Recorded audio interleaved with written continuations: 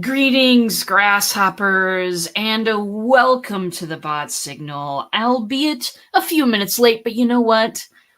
Today is worth waiting for. If you don't know me, my name is RJ Redden, and entrepreneurs hire me to rocket launch their marketing because most are shouting into a black hole, most are a carbon copy of everybody else, and most have a heck of a time getting engagement on or offline. So I help create messenger marketing that increases your visibility, increases that engagement, and increases that profit margin. So, darlings, bottom line, you got to get your bot out there.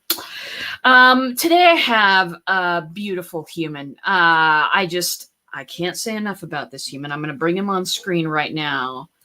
Oh, hello, Jay Fiset. Hello, RJ Redden. How are you? I'm so good. It's so good to have you. Is the camera thing working properly now? When you look toward, you're not looking towards me. There you go. You're looking towards me right now. Not now. So I am a beautiful human being with two lazy eyes. You know what? We'll deal with it. We've had you on the show before, but this man has taught me so much about business. I couldn't even explain it to you in an hour. That's why I had to invite him on, because he talks really fast, and he'll be able to explain it to you. But so much about lead generation, so much about doing business and a better way to do business. And so had to invite him on again because he's got some stuff going on. Jay Fiset, who are you? Where are you from? What do you do?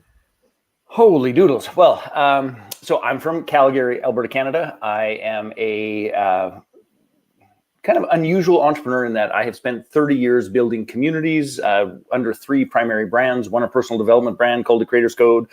Another where we help, it's called Mastermind to Millions. We help coaches, authors, experts, entrepreneurs position, launch, and lead their own mastermind groups. And then thirdly, and what I am, eyeballs deep in these days, is a brand called JVology, the perfect mix of people, fun, and profit, which is why I love being on your show. You fit all of those things perfectly, where we help entrepreneurs to, number one, generate leads at no cost that are perfectly qualified on the front end of their business, and generate passive recurring income by designing their business model to create and sustain the needs of their clients through joint ventures. And we have a ton of fun doing that. I'm in the midst of developing a brand new, never to be seen before on planet Earth software platform that is both exciting and daunting beyond belief. I've got a whole bunch of events coming up. We've got an online challenge we're in the midst of. I have two crazy boys, 13 and turning 9, who keep me busier than any of the other stuff combined. And I'm married to my high school sweetheart, Corey, and we've been together for 7,892 years, all of which have been good. Fantastic. I told you to talk fast, people. You got to keep up. Get a notebook. This is what I'm telling you. All right. JVology, my introduction to what you do was, it was my first event, and you got up on stage and you talked, and what you talked about grabbed me immediately and helped me start seeing a different way about things. Talk to me about the joint ventures, and tell me what that is all about, because I think that my audience really, really needs to hear this. We are a people who, small business owners, typical small business owners, we think that we have to generate 3,000 miles of content to get anyone to listen to us, because the Facebook algorithm is, what it is. I won't say anything more because they're listening anyway. We think we have to generate 10 tons of content. Our mom and 5 other friends get on, read our blog, and that's about the traction that we get. And we're stuck in this content creation machine. We are stuck doing all of these old methods of bringing new people to us, but there is a better way, baby. So tell us about it. Well, and I should qualify this, is that to me, this is a both and, not an either or. Okay. So absolutely, it's a both and. And I think the big part is this: right as we're having this conversation, there are, and I'm going to use you, RJ, just because I love your business, and if you guys don't already know, just in complete transparency, RJ does my bots, has been doing a stunning job with them, and I deeply appreciate you. I get little notes and all those sorts of things, like at least a couple times a week, saying it's like, that was the most adorable picture ever, like Lou and Fluffy. Which, by the way, just a little sidebar to this, is that I left my office door open because Lou, who is usually locked out of my office, I left it open to see if he'll come visit you. Oh, nice. Yes. So if in the midst of a story I'm chasing a dog, it's just because I want him to say hi. Okay. Anyway, so my point to this is, right as we're having this conversation, there are a whole bunch of people who are making decisions that, or buying programs or doing something along those lines, that are actually beginning to create the problem that you solve. So just for example, I'm willing to bet that there are people who are going to watch this, or who are watching this live, who are thinking, it's like, I'm going to get myself one of those Facebook business pages, because I just can't keep doing this thing all on my own in terms of my personal profile, not to mention it, violates terms of service, blah, blah, blah. But, I don't want great grandma seeing the shit that I'm doing, or whatever the story happens to be. So they go and they get a Facebook business page. The second they get that Facebook business page, Facebook says, like, hey, you should have a messenger bot for your business. But they don't have the first foggiest clue in the universe about how to do it. So here's the thing, if you start thinking about joint ventures, is that in every business, and it doesn't matter what your business is, whether it's bots, whether it's personal development, whether it's joint ventures, whether it's personal training, whether it's personal coaching, it doesn't matter. But people are consistently making decisions, making purchases, participating in something that, quite frankly, causes the problem you solve. People signing up for a Facebook business page cause the problem that RJ solves. So RJ could just, send out a note to the universe, or she could get aligned to a steady stream of people that actually have the problem that she solves. Any entrepreneur who comes through my programs, I say bots are rock star. More people are reading the bots than they are opening the emails. Let me tell you about my friend RJ. So that's a perfect JV, because they are in my room because they want to generate leads. They want to engage their clients, all those pieces. So I sort of put the cart in front of the horse in this particular answer, RJ, but I just want people to understand this one fundamental piece. You don't need to talk to everybody. You don't need to do content every single freaking day on Facebook. You don't need to do a bunch of those things. If you can just generate great relationships with the people that cause the problem that you solve, you will have too many leads. In fact, RJ, you've been in that spot. Too many. There are too many people for me to take care of. I got to actually back off the bus. Now, back off the gas. I mean, back off the bus. And you'll get off the bus too. But that's a different problem than most people. It's like, who do I talk to? Who can I have a conversation with? Who could I ask to buy? So that's what we're talking about, is figuring out who causes the problem that we solve, creating strategic relationships with them. And then this is the passive recurring income side, is who solves the problems that we create, because we all create problems for our clients, whether you want to admit it or not, except for RJ. There is one exception in the universe. So who solves those problems, and how can we create a selected list of vendors? How can we create those relationships that say, hey, if you'll take good care of these people, just like you take care of my mom, I'll send them to you and you'll reward me. So that's it in a nutshell. And it's not sending emails, although that is one way. But when we talk about JVs, this conversation, JV, if we talk about live events, coming to somebody's live event in a sponsorship capacity, that's a joint venture. Co-publishing in a article or a magazine, that can be a joint venture. So I want people to think of it as like, oh, I don't want to send another damn email. Fine, don't. There's only 7,892 other ways to joint venture if you use your noggin, that frankly, many of which are more effective. Well, okay, true. I'll pause now. Okay. Well, and I will walk back with a moment of explanation. At this, in joint ventures is how these leads are generated. A joint venture is, at its heart, it's a relationship and an agreement and a kind of a partnership with another human being. That other human being, I have joint ventures with Jay. Jay and I have agreed that there are certain instances where I am perfect to send him people that I know need his help. Like anyone watching this program today.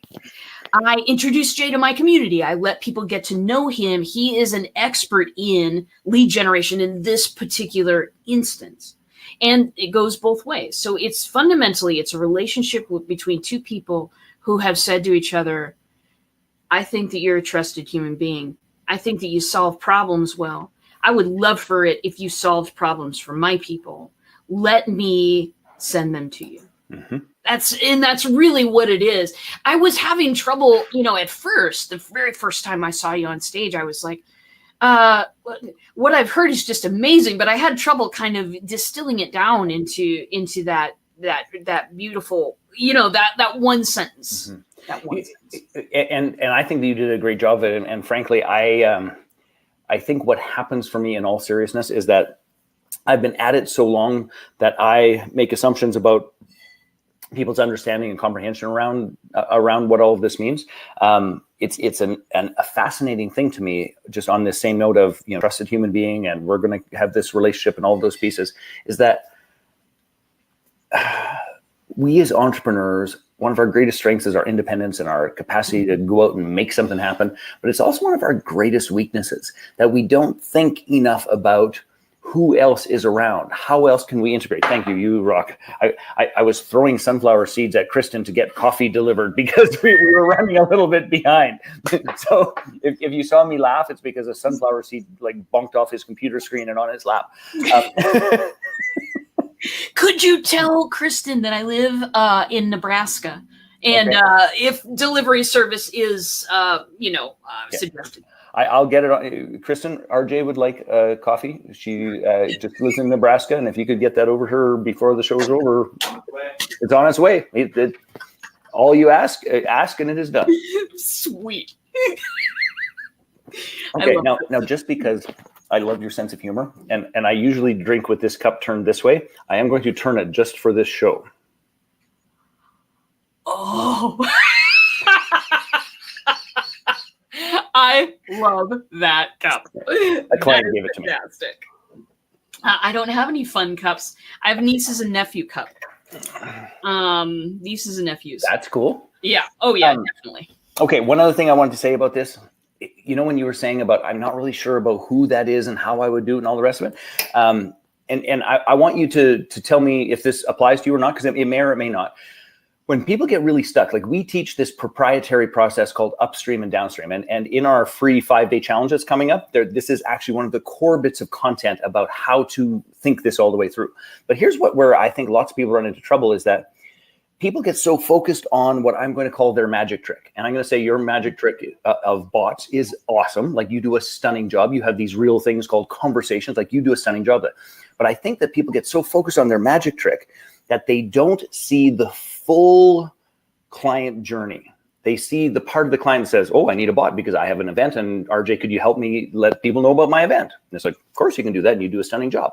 The piece that I think it gets lost or awry is that we get so focused on what we do well that we don't see the client and all of the client's problems before you and after you as the big picture of who and what we really serve. And when that happens, that's where we get confused about it. It's like, well, I don't know who I should talk to. But the second we get the client's journey, that's the point at which business gets easy. And we'll help with that in this 5-day challenge that's 100% free coming up for people to see that in a way that I will bet they've never seen it before. Well, and it's true. It's so important. Some of the things that, and I've been to a few of your events now, and have learned a lot from you. You talk about something that it blew my mind the first time I heard it, and I would love for you to explain. There's a couple of things. Okay. One of them is you talk about people having a chokehold on their clients. And you talk about let go of that because people grow and they change. If you have a chokehold on your clients, if you are looking at your bank account, looking at your client list and going, oh my God, I hope somebody doesn't quit this month. What you're doing is you don't have enough leads coming in.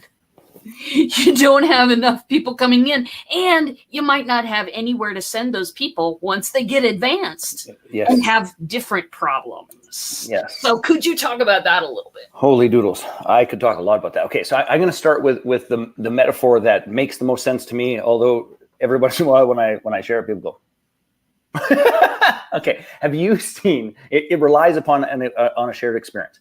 Have you seen that commercial for Febreze where it talks about people going nose blind? So there's the dog, they're dog owners, they're nose blind to the dog, but somebody else comes in and is like, oh, geez, and then the teenager and all this stuff. So the nose blind metaphor, yes? Yes. Okay, so nose blind metaphor. So here's the honest goodness truth, is that in every single circumstance, your clients are going to become deaf, dumb, blind, nose blind to you.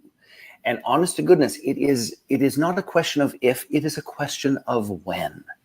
And this idea and grounding that I'm going to get a client, I'm going to keep a client forever is silly because, and by the way, I've been watching this for like 32 years. I'm an old fart if you haven't figured that out, is that about the time that your clients understand about 10% of what you can serve and support them with, they're pretty certain it's like, yeah, I got that. Yeah, and I'll use a personal example that we were on a call a little while ago, and we do these things called WCCs, wine conversations and cash.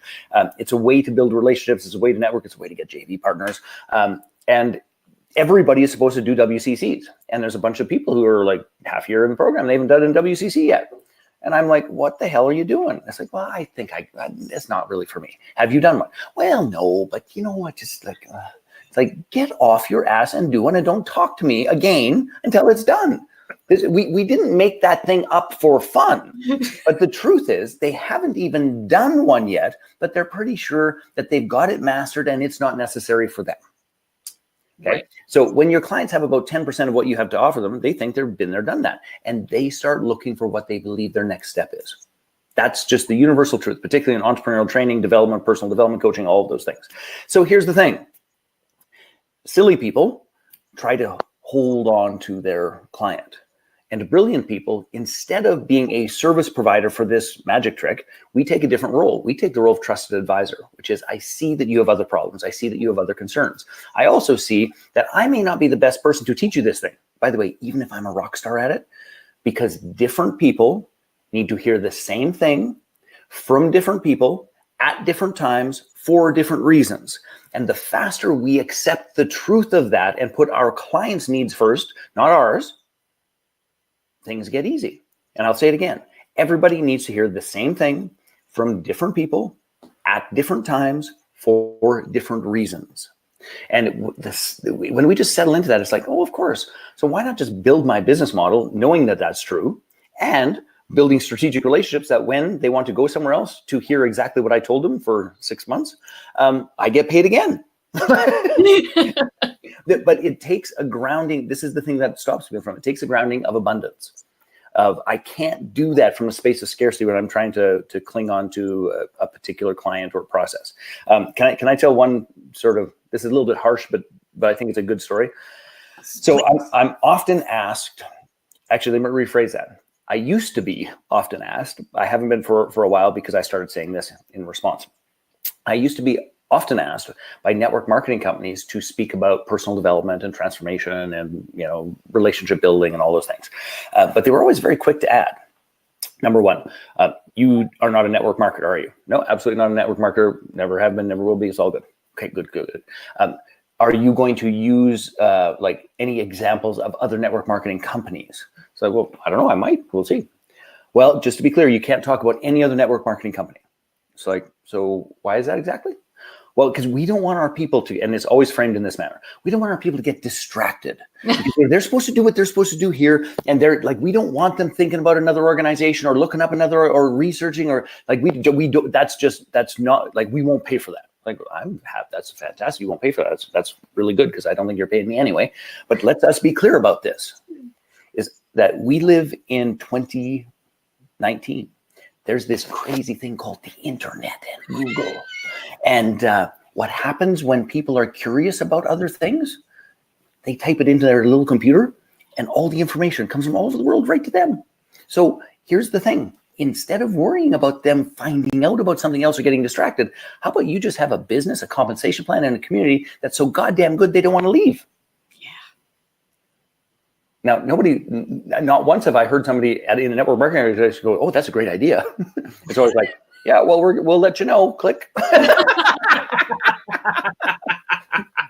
I think we just did. So it's that scarcity and that narrow view that they don't have, and I want to be very clear about this, they don't have their reps' needs front and center.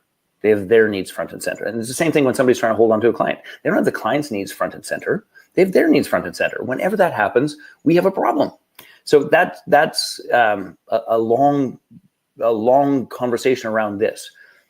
You will make 10 times more money by passing your clients along than you ever can by clinging on to them.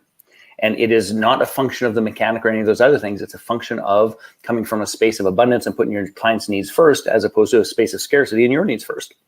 And the universe, clients, people, associates, staff, JV partners can feel that from 10 million miles away.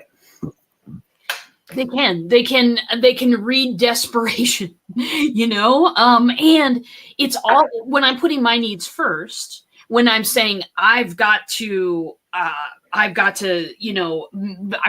on to this client, what I'm really saying is I'm going to try to make you do something. When I try to make people do things, they do this thing. It's so, they rebel. I have a teenager.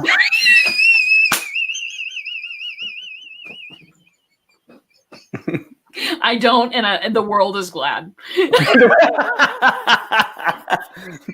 The world may have been happier if I didn't have a teenager, to be honest. People push back. They push back because it's their business. It's not yours. It's theirs.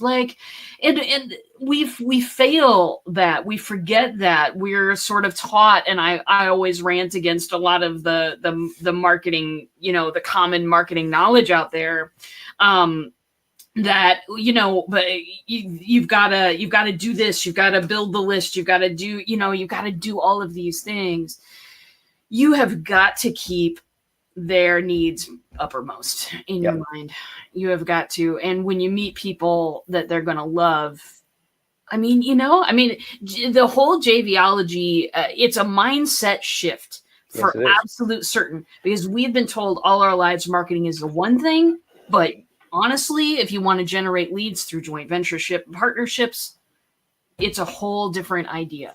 Well, and I love what you just said, because I've been talking about this with a bunch of people, trying to articulate the core of it. It's like, number one, it starts with a mindset shift. It's like, wait a second, I'm going to go about this differently, and I'm going to be differently with my clients, and I'm going to be differently with people. Many times, by the way, your best JV partners are people that at one point in time you perceived as competition.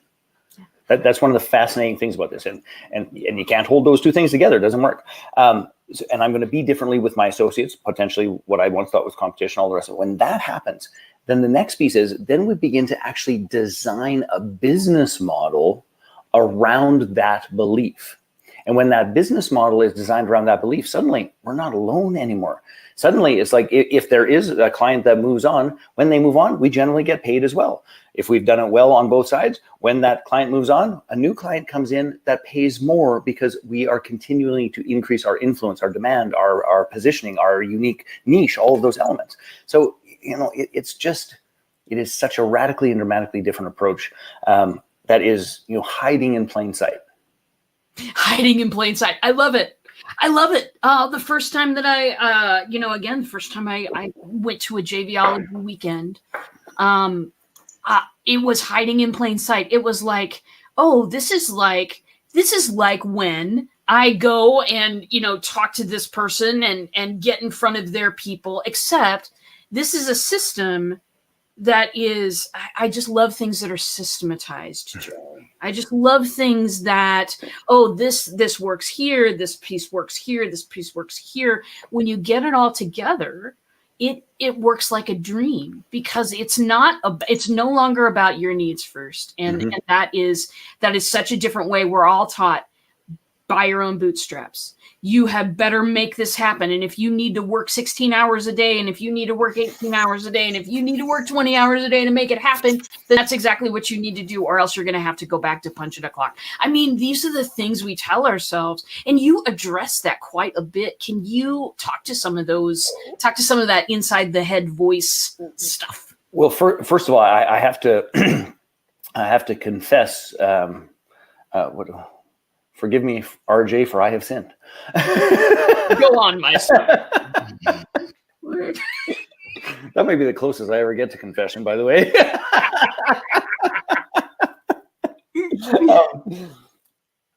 So I want to put this umbrella around it, then I'll talk about some of the specifics.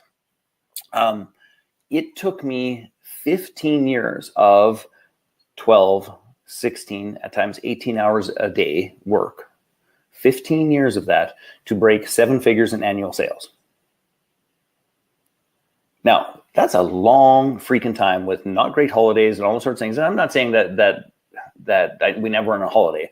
I'm just saying that it permeated pretty much every single moment of every single day, whether I was working or I wasn't working. And there were many times where, in terms of the ups and the downs of business and my staunch independence, I just made it about 10,000 times harder than it needed to be. Like 10,000 times harder. So 15 years to break 7 figures in annual sales. And when I did it, I don't know if any of you have that penchant for working and driving. It was like, I didn't even celebrate it when it happened. In my head, it was like, well, Jesus Christ, that should have happened 7 years ago. What the hell does it matter with me? Yeah, exactly. It's like, you didn't even take a popcorn break. Nothing. It was like, God damn it, that was late. You know, instead some celebration, right? Now, fast forwarding from that spot, after that, here's what transpired, and which I thought was pretty cool. We had a weekend in Phoenix delivering our Mastermind to Millions live program that has a premium program lead that, and we have to translate to Canadian dollars for this to be true. But we did $1 million in a weekend in 3 days. Now, just to be perfectly clear and totally transparent, that was $870,000 US dollars in 3 days. But guess how that shift happened? Joint venture partners. I had joint venture partners at the front end of getting people into the boot camp. I had joint venture partners helping me fill the room. I had a joint venture partner teaching me how to do that process, where they got a clip. It was all a series of partnerships that actually made that happen. And the thing that I want to call out, both within me and with anybody listening, is this, is that you are still, and my hand is up, I am still likely doing it too independently. Now, I'm blessed, and I quite literally have. We've been working on this new software platform and going through all of our different JV partners that we've had, and we continue to support and all the rest of it. I'm fortunate. I probably have over 1,000 JV partners, which is pretty freaking cool. And I still think I'm probably doing it far too much on my own. So once you understand how the pieces fit, it's like going back to, I'm going to muscle my way through, and I'll figure it out on my own, and I'll go to bed at 3:30 and tell myself a great story about how fantastic that is because I'm committed. A bunch of that just becomes a little bit silly. And I'm not trying to demean any of your experiences, but I give you my word that when you have more support and you have partners that are feeding you on the front end, paying you on the back end, and clients who love you as their trusted advisor because you're actually putting their needs first, 3:30 in the morning, you might want to do it now and again because you're moved by creation, but you won't have to. And that's a different thing. Well, and there's some really real consequences of all of that overwork. And that's something that you talk about. Can you talk about that a little bit? Well, it's funny because I was online. We're working on a video to describe the vision of JVology and the role it plays to support entrepreneurs. And there's a whole bunch of conflicting data about this. So just take it for what it is. The essence is true, even if the exact percentage isn't. But here's what's happening: is that entrepreneurs are failing at a higher rate and faster now than ever before. Now, That flies in the face of any rational thought in my mind. It has never been easier to find a customer using Facebook. It has never been cheaper to acquire a list using Facebook. It isn't like just the range of tools that we have that didn't exist when I started 32 years ago. Literally, I kept track of clients in 3 recipe boxes with their name on it and phone number. And we manually wrote down when we called them, what we talked to them about. And then we put them in the next month where we're supposed to, that's how we, like that. You might as well have been a caveman, for crying out loud. Like, ugh, me hunt, bring food back.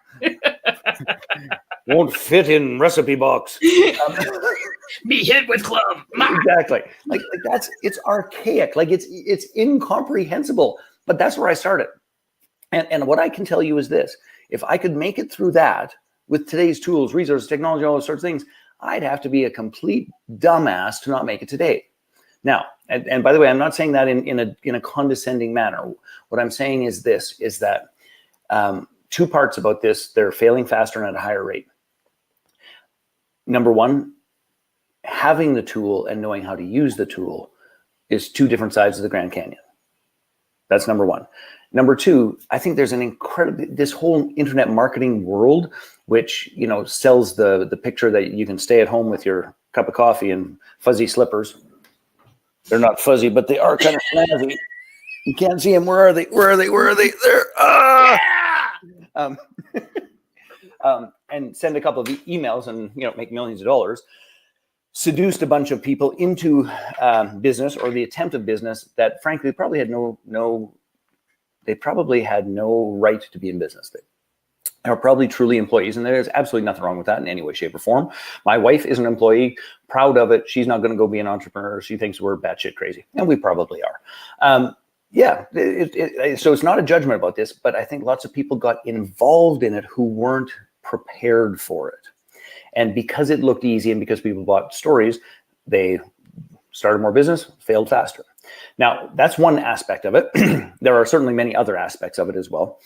But here's another interesting stat, is that entrepreneurs are 5 times more likely to be clinically depressed than the average population, which again flies in the face of logic. We've got freedom, we've got time, we've got autonomy, we can do what we want, where we want, how we want. We're supposed to be living our mission and purpose. We're supposed to be contributing to the world. We're supposed to be creating value. We're supposed to be doing all those sorts of things. Why on earth would we be 5 times more depressed? Well, there's a whole bunch of questions to that. Number 1, we're too independent. Number 2, this is way harder than people think that it is. Number 3, there is terrible, and I mean this in all seriousness, terrible entrepreneurial training. And I could keep going on, but the other one is the mindset necessary to keep ourselves on and consistent and aligned in the midst of the ups and downs, which happen no matter what, are difficult to navigate on our own. So that's why JVology exists, really, is that for number 1, there's just 3 pieces. We want, number 1, to create consistent leads and recurring income. Like, that's what we want for people. Then we want them to have the skills to actually be decent entrepreneurs. This whole thing about like hiring people, you and I were talking about earlier, we cannot do it all on our own. We can't get stuck in those tactician roles. And then the third one is support like-minded people, real conversations, and training that gets you what you need. And that's really all JVology stands for, both in a local face-to-face, heart-to-heart manner and in a global community tied together with our proprietary software platform. So that, I mean this in all seriousness, and some people might scoff at it because I think it's gotten sort of overused, which is our mission is to save 13,000, water buffalo and, like all that shit. But here's the truth of the matter is this, is that I want to support 1 million entrepreneurs to succeed and thrive. And that is the stand that JVology takes. And if 1 million entrepreneurs succeed and thrive, that spillover benefit is going to be stunning and amazing. And that's what we're up to. It's true. It's so much more than, there's layers to this. And it's nothing we can possibly explain in an hour. You know what I'm saying? I mean, there's too much going on there. But one of the most fascinating things about it to me is that we're really working on creating a community of people that we can rely on, that we can trust. We're terrible entrepreneurship training. You just brought it up. How do most entrepreneurs get trained? They've just started a business with their laptop on the couch. I speak from experience. We look at every single thing that and I've been blessed, cursed with terrible and great technological power, and I would go, and I would read these articles, and I would and they would talk about how they did it from their couch in the fuzzy slippers, and I'm thinking, well, certainly you're not better than I am. How hard could it be? I've seen those people. That's right. That's right. And then I would go and try to do those things, and I'd fall on my face, and I'd try to, okay, there's other things out there on the internet, because that's the other thing about the internet. Not only always connected and always on, but always a brand new story from rags to riches, entrepreneurship wise. So story of the day, who are we going to follow now? What are we going to do now? And I would do those things to the best of my ability, and I'd fall flat on my face. And why? I didn't have any support around doing any of those things. Mm-hmm. I also didn't have $1 billion to hand somebody. I'm starting a business on my couch for a reason, everybody. And so when you talk about that approach that's no longer just like me fishing, mm-hmm. One hook in the water, having a group of people around me who are fishing for me, and I'm fishing for them at the same time. And if I see somebody who needs help, I pick up the phone and I give them a call and say, I think you should talk to this person, and I'm happy to introduce you.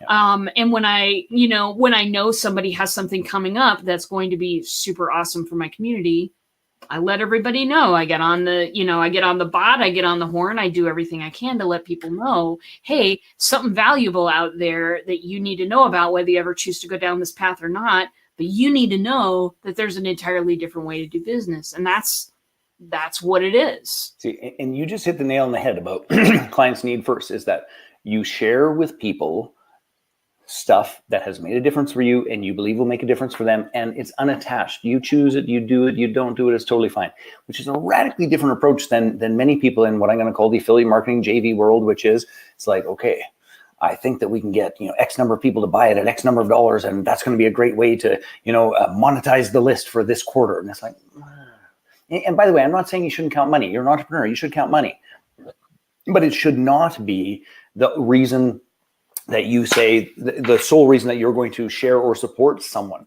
That is so transactional that you're going to find yourself in the same spot of just doing it on your own again. We've got to build relationships, and it's interesting because I've been in the process, it turns out as we were starting to build this software platform that there's an inordinate number of subsidies, grants, programs, all those sorts of things for technology projects to stay in Alberta and in Canada, because many of these things go offshore. So the government's saying, hey, whoa, you bring that money back. So I've been navigating my way through, let's call it governmental red tape. And I have another appointment this afternoon, which I'm preparing myself with Valium for. I think I might take my cup. It'll help.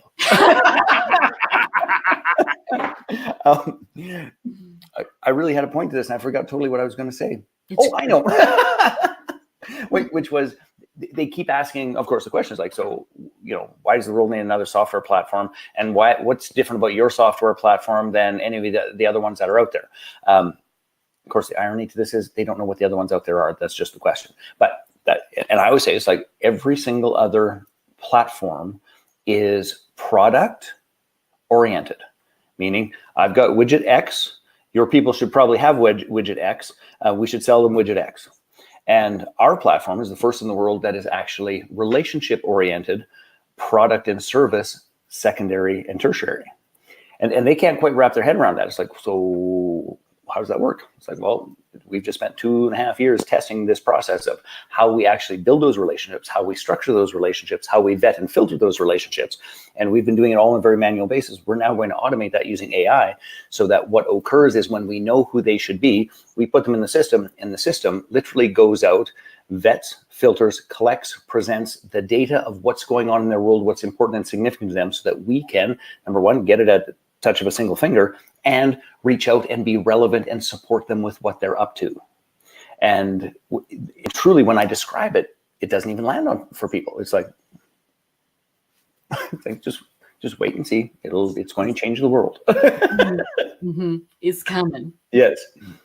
I think that one of the things that is so very important to me is when I started out on the business mission, and I have had many businesses fail. I painted for a living once. Like houses? Oh yeah, murals and Cool. I know.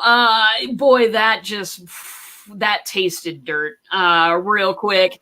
Let's see, a lot of computer ventures and all of these kinds of things, and started bots about a year and a little bit before I met all of you. Mm-hmm. And my business was doing okay at the time, but it wasn't nearly what it could be.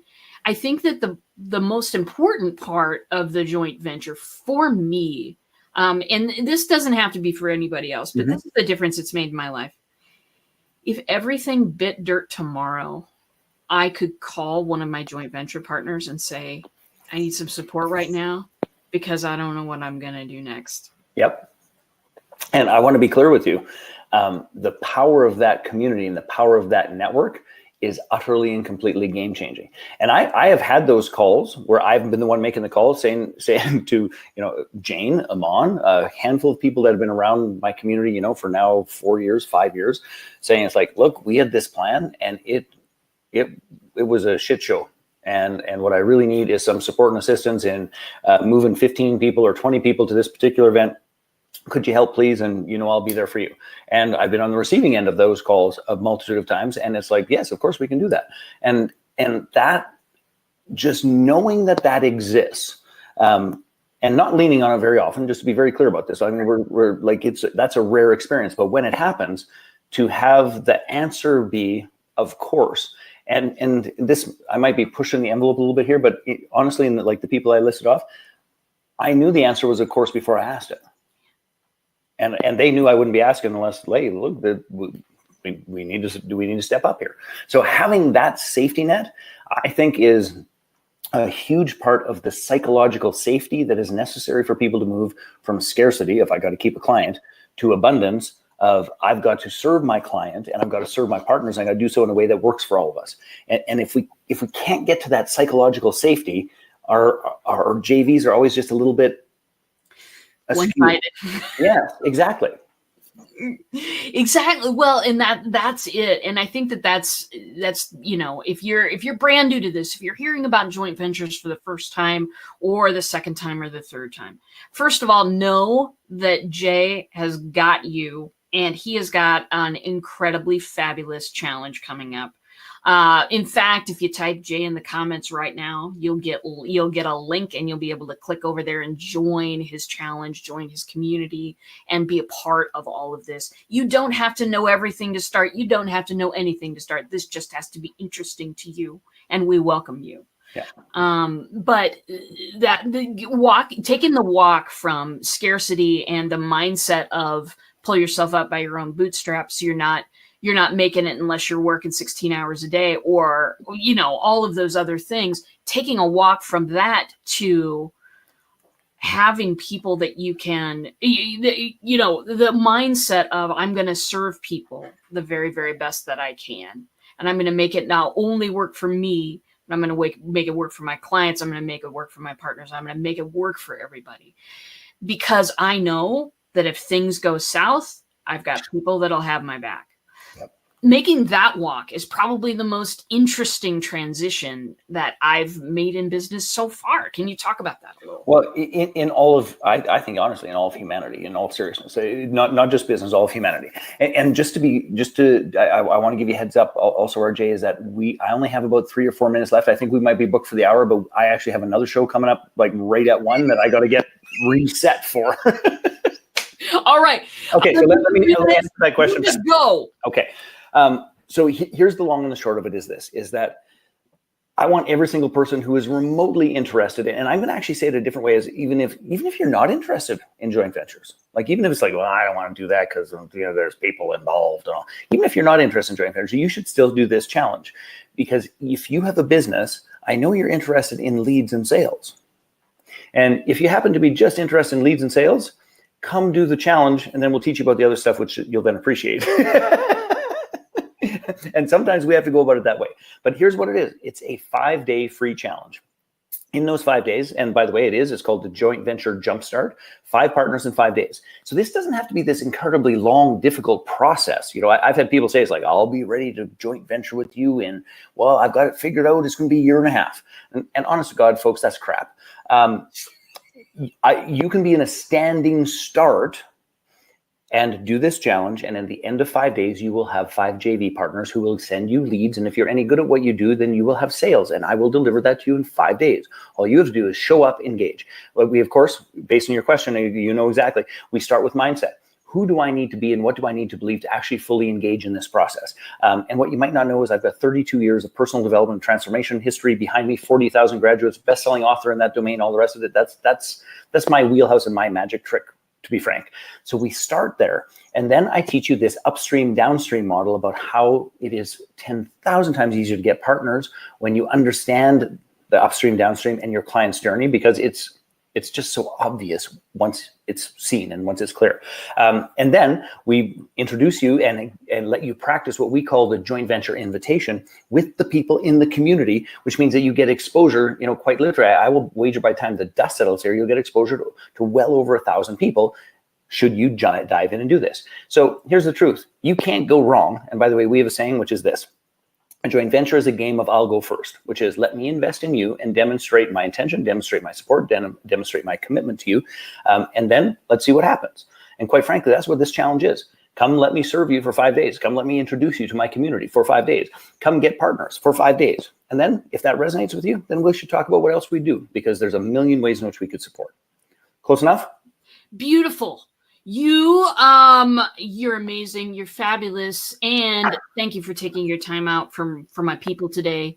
I just can't say enough about you, Jay Fiset, because you are one of the people that I follow and listen and really, really admire. Thank you for coming on this show, and you're the best. And I'm gonna wrap it up with my people. If you want to duck out, you're so super cool to do so. That's awesome. So thank you so much. I truly appreciate it. Come play in the challenge. I know that you're going to be getting some bots from RJ on the challenge. So just respond to them. Otherwise, she will take it very personally and it will hurt her feelings. I don't know your names. All right, my dear. I got to hustle. Okay. See you later, man. All right. I didn't get to the comments very well. I know sometimes that happens when I'm doing an interview. I just lose that for a second. So let me grab some comments here. Tony says the ability to get an entrepreneur spinning is off the charts.